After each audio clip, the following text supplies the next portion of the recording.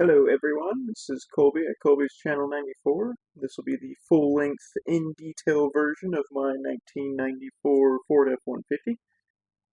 I got this truck around July of 2020, and it was absolutely base model. It was manual roll-up windows, manual 5-speed transmission, had none of the fancy bells and whistles, even came with the rubber mat for the floor instead of carpet.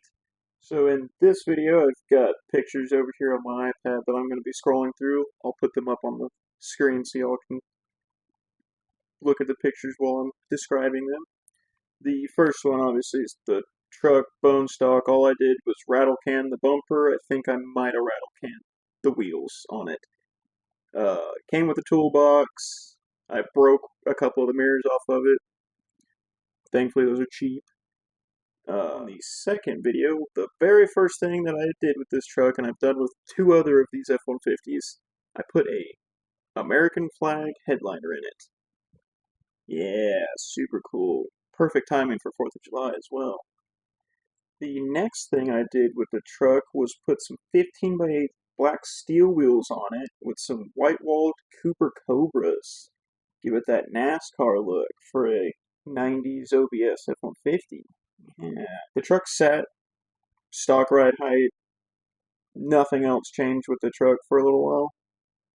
Eventually I ended up putting a quick disconnect steering wheel in it, so I was the cool kid pulling up in a F-150 that I could take my steering wheel off.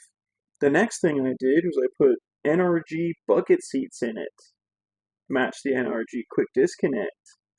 I ended up taking the factory seat brackets that bolt to the frame and welded some square stock on top of those so that I could screw in the NRG stuff to that, but still have it factory bolt in, so it's 4 bolts. I can pull the whole seat assemblies out, do whatever I needed to do inside the cab if I needed to.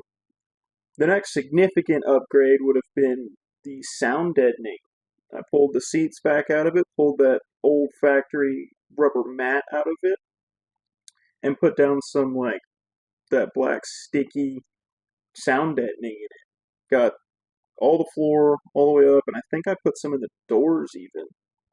At around the same time, I decided for whatever reason it was a good idea to put underglow in the truck. Not preferred. That did not last very long. That got pulled out pretty quickly. After the sound deadening, I got tired of looking at chrome floor, so I ordered a match fit carpet in black for it. Got that installed. You can see the subwoofer wires hanging out the side there. After I put the carpet in, I think I drove the truck for another year or so while I was figuring out what I wanted to do with the truck. This would be probably the best form of version 1 with the truck as far as steps that I wanted to take with it and all of that. I got tired of the Cooper Cobras for whatever reason, young and dumb, I guess. So I went with a 20 by 10 Vision, a 6-spoke wheel with Toyo Proxy ST3s, I think, are still on it actually. A lot bigger tire. I was going from a 275 to a 295, so that was pretty decent jump. At this time, the truck's still factory ride height and all that, and it was just sitting way too far up in the back for my liking. So I ended up putting a 2-inch drop shackle in the back. Cheap set off of Amazon. I think I paid like $40 for it or something like that. While I was back there, I went ahead and serviced the rear end too, make sure I wasn't gonna, spit that 8.8 out of it. One of my favorite projects with this truck is me and my dad built a custom subwoofer box that doubled as the center console. It also had one of those cheap Walmart cup holders in it. So I've got a center console that we made with a 10-inch kicker in it that also will hold my drinks. The coolest part about this project was taking that void in between the seats and just creating a box out of it. There was no guides, there was no forums, there was no nothing, just a tape measure and a plan. So it turned out really, really well. That center console's still in the truck, actually. So we built that box, got it all hooked up, got it sitting in the truck, fits perfectly in between the energy seats. Kicks pretty good as well. Eventually, the water dripping on the box made me realize I needed to cover that with something. Started to bubble that MDF board pretty bad. So I tried some fabric stuff, and I was going to do like a rhino line on the bottom underneath the cup holder, but I thought that was going to look too tacky. So I bought some cheap leather off of Amazon and hand stitched that cover for the box. Took me like a week to do it, but goodness was the payoff worth it. This is it sitting in the truck in between the seats.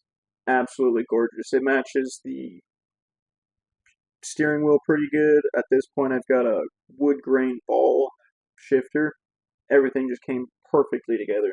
So that sound box was probably my favorite interior project. The next major project I got into was I lost the 300 inline six and got me a 5.0 liter V8. I pulled this motor out of a 91 F-150. I think it had like 77,000 miles on it or something like that. Tore it all the way down to a short block, cleaned everything, went through everything. I checked main bearings, everything seemed perfect. So got everything inspected and put back together, painted it blue with some black valve covers, matched the blue and black theme of the truck. The biggest thing I wanted to do with this motor was make it as simple as I could probably possibly make it. So it got a dual plane aluminum intake with a manual choke 600 CFM metal carburetor on the top of it. The other thing I did to simplify everything, at least for me, was put in an HEI one-wire distributor in it. Simplified the wiring so much. I was able to cut a bunch of the sensors off of the motor and off of the main wiring harness. Simplified the whole process. Put a new clutch in it. So got everything bolted on that I needed to, all the front accessory drive and all of that.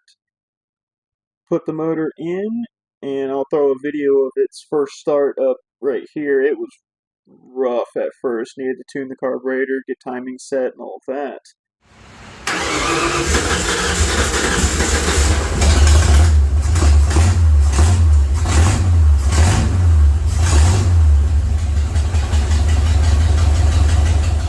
The next video I'm going to pop up here is when we finally got things mostly tuned in as far as timing and the carburetor. It had open headers on it because I hadn't done the full exhaust yet, so it sounded like a dirt track motor for a little bit.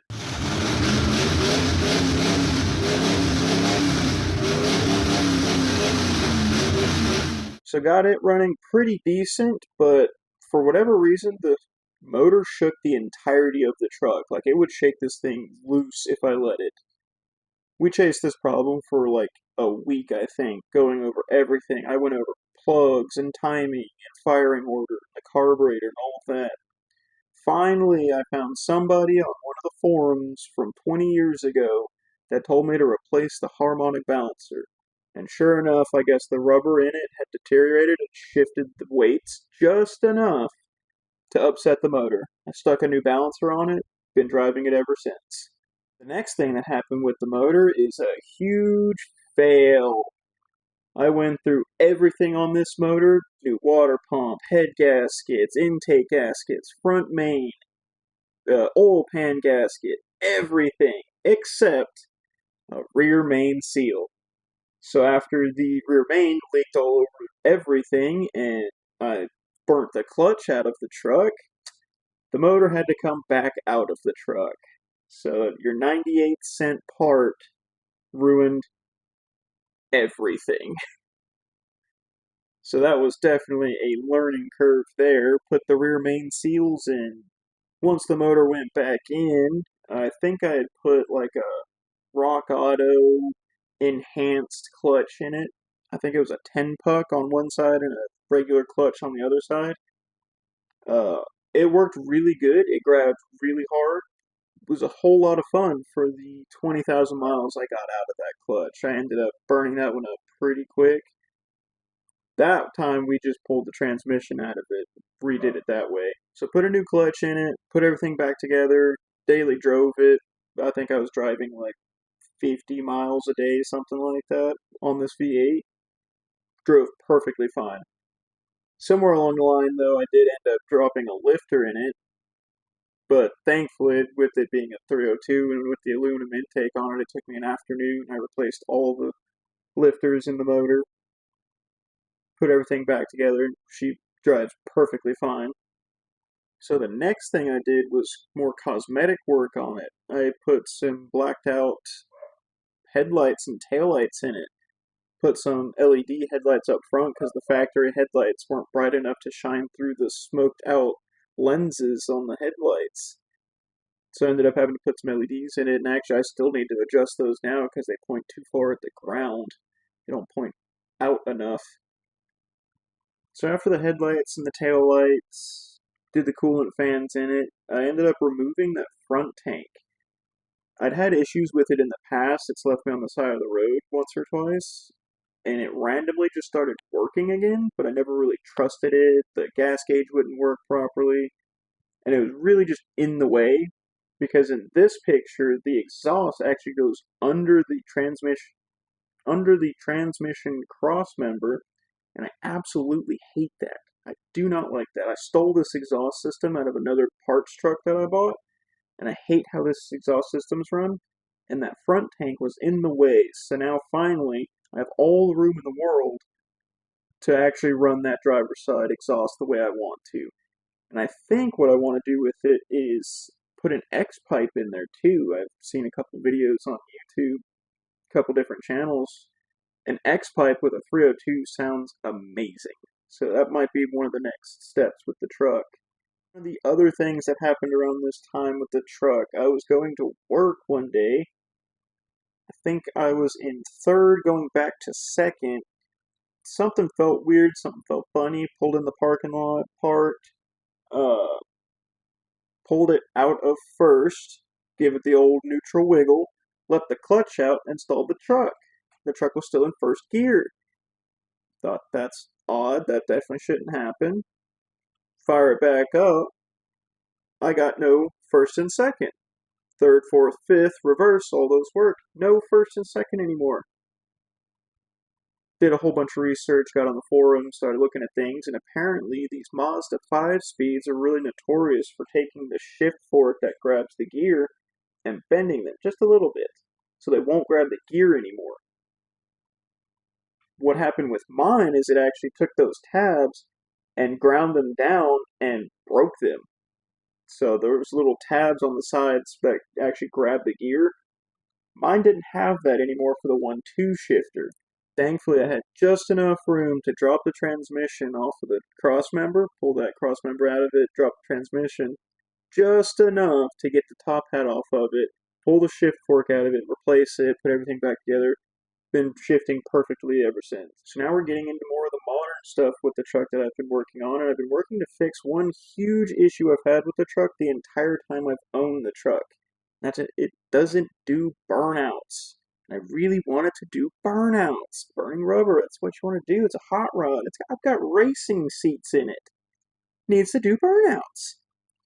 So at the shop that I work at, they recently put in some street stop signals.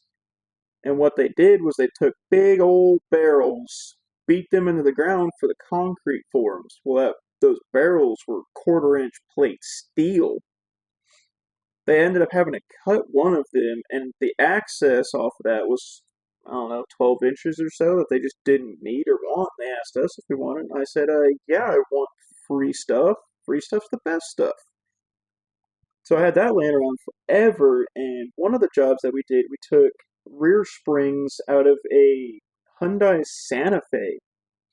I'm like, well, coal springs, I can make perches. That doesn't seem so hard. It was. I'm not a fabricator, not a welder, but I'm definitely learning. So I took that barrel, ended up cutting it up into the pieces that I needed, and welding that all together, painted it blue, cut out for the axles and all that. I made my own spring perches. I welded a bolt at the bottom so it'll have a big washer at the bottom to hold the spring at the bottom. I'll figure something out at the top when I get closer to doing that. So this next picture, these are just the coal spring setups sitting in the truck. They're sitting right at the bed height. That's not picking the bed up. That's not nothing. These are just set in there, and they're set absolutely perfect. And one of the reasons I'm doing a coal spring swap is I'm going to pull the leaf springs out of it and parallel four link it with a panhard bar. One of the goals with doing that is obviously burnouts. Who doesn't want burnouts? But something else is that 2-inch drop shackle never really lowered it as much as I wanted it lowered. I'm hoping that these springs will compress another 2 or 3 inches. I'll C-notch the frame, and that should bring it just about perfectly level with how I want the truck to sit. So that's a project for the future. I'm going to pull the leaf springs out of it, see how much those springs are going to sag, see how much the bed's going to drop, if I've got the tire clearance and all of that for it. If I really need to C-notch it, because I might be able to get away with not C-notching the frame, which would be a lot easier for me. But that's a project for the future. One of the other more recent projects, going back into the interior of it, was when I put the carpet in it, I made the mistake of cutting the shifter hole way too big. I think I cut like a 8-inch hole out of it. I only needed to cut like a 2-inch hole out of it. So there's always been a gaping hole that I can see the concrete through my truck while I was driving. So I needed something to cover that up. And since I was going with that more, leather themed, the wood grain stuff, I made a, there again, custom shifter boot for it. I took some just pieces of flat leather that I found at a Michael's, I think, cut it to fit, cut the angles out of it, sewed everything up, and put these little snap clips in it so I can take that out whenever I blow a clutch out of it again and put it back in, cover the hole, everything works fine. It also really cuts down on road noise, surprisingly enough. It being such a thin leather, I didn't think it was going to. I just really wanted to cover the hole, but it really, really helps. And it really helps with air conditioning, surprisingly, too, because there's not a giant hole feeding me hot air when I want air conditioning. Something else that I've done recently, too, was scrolling through Amazon trying to find a good top hat to get some nice cool air into the motor. Right now, I put way too small of an air filter on it, so it's just sucking in hot air and not enough air. I found a Spectre one, just a top hat for the carburetor, but it was like $120 at the time I was looking at it. I just didn't have that kind of money, so I got to thinking, well, why don't I just make one? So this is my first attempt at that top hat. It's a 3-inch hole at the inlet, goes to that 5-inch hole on the top for the carburetor. I cut the hole out of it. I did end up cleaning up these welds a lot more. I painted that blue. It looks pretty decent right now. I've got a factory style air box in it that gets cold air from the outside. That goes into just a 3-inch rubber hose from an older Ford, I think, one of my old parts trucks. And that goes into that, and she's been loving it ever since. The temperature of the motor has been staying a lot more cool, especially it being summer. I'm down here in Florida, so it's, 95 to 110 degrees all the time. So getting that cool air, especially sitting in traffic, is a lot nicer for the truck. So yeah, that's the truck project. I've got a lot more plans for the future. That 4-link I think is probably going to be close to the next big project that I want to do with it. Just because I've already got all the parts and pieces for that. I just need to pull the bed off of it, clean everything. I'm going to paint what I can and get everything welded up as best I can. Some of the other stuff I want to do in the future is I've got plans to put Ace's EFI back on it.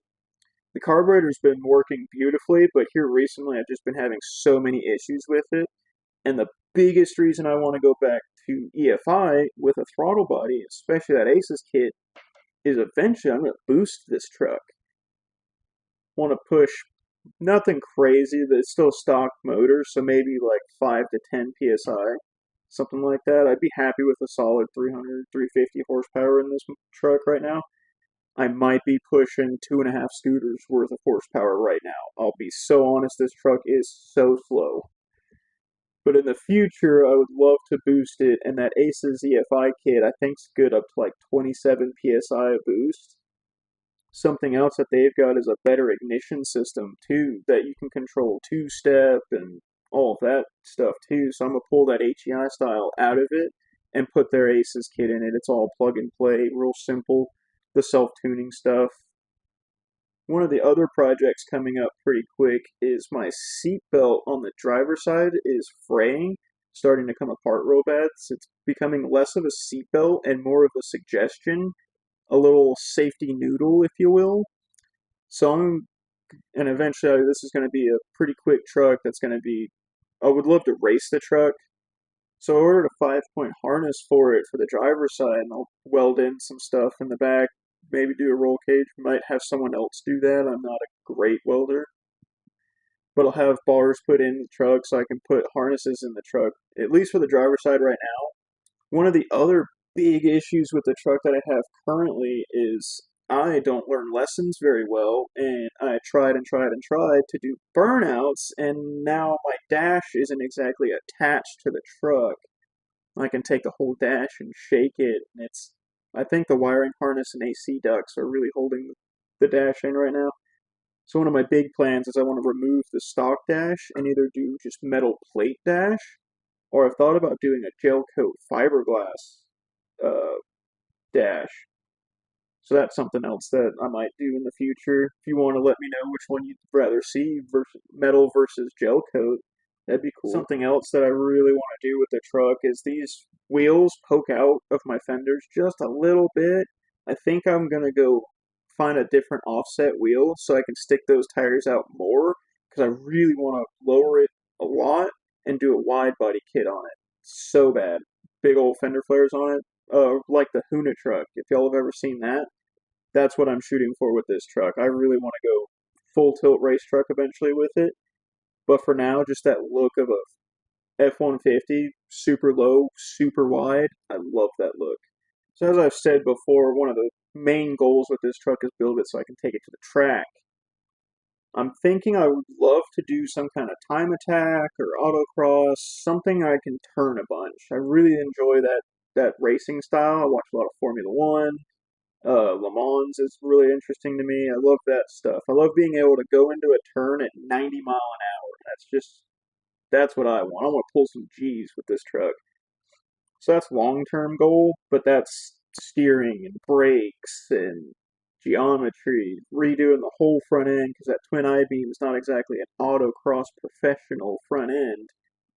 So that's one of the things I'll have to address in the future. So yeah, that's the history of the 94 F-150 and the start of these more long form videos that I want to start trying to put out. Of course, I won't be sitting here talking on my couch in the next few videos. I'll actually be working on the truck. I think it's either the 4-link or the racing harnesses. It depends on what material I can get a hold of first. Eventually you'll see the bed's going to come off of it here shortly. I'll be sanding and painting and getting everything ready for the 4-link. And I'll put some YouTube short videos on here so y'all can see that process and the development of the 4-link and all that. So that's the truck and everything I've done to it so far. I'll throw some more pictures up here so y'all can see some better angles of it. But yeah, I hope to be posting more videos here recently, especially with the 4-link and the harness, and there's a couple of things I want to do with the motor, like the Aces kit and all that. I should be getting a hold of that pretty soon. So yeah, you'll see it here on Colby's channel 94. Thank you.